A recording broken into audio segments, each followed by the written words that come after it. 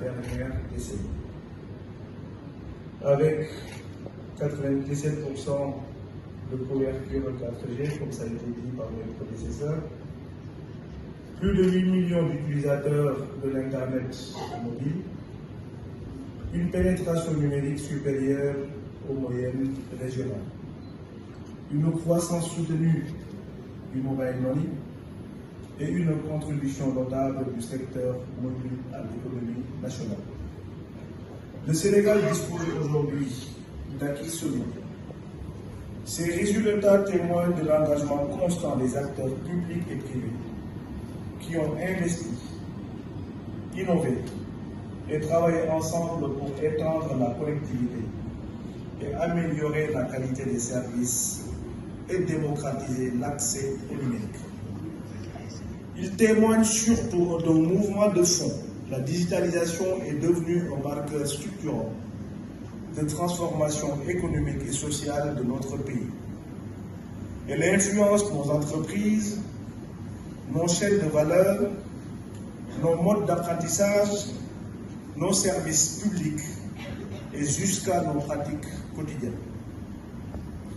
Cette dynamique trouve aujourd'hui, dans le cadre d'une stratégie claire avec le New Deal technologique lancé par son Excellence le Président de la République, M. Bassirou Diomaye Faye, et sous l'impulsion de son Premier ministre, M. Ousmane Sonko, pour accélérer la transformation numérique du Sénégal.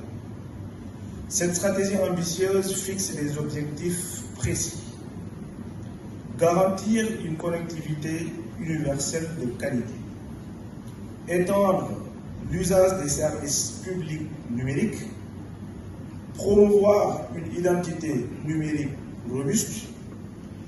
Soutenir la création d'emplois et porter la contribution du numérique à 15% du PIB national à l'horizon 2034. Ces objectifs ne sont pas simplement techniques, ils traduisent une volonté politique forte de moderniser l'administration, de favoriser l'économie numérique et de faire du Sénégal une référence en matière de souveraineté et de résilience numérique.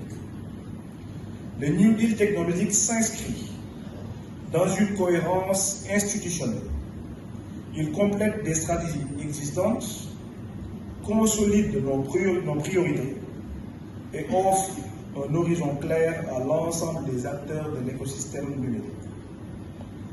Ce rapport représente une contribution significative à la réflexion nationale. Il ne vient pas remplacer une vision, mais l'éclairer, la contextualiser et parfois la questionner avec la rigueur des analyses comparatives. Le rapport montre à l'horizon 2030 des réformes structurelles et l'accélération de la digitalisation qui pourraient générer plus de 1000 milliards de francs CFA de valeur économique, une augmentation substantielle de la productivité dans les secteurs clés,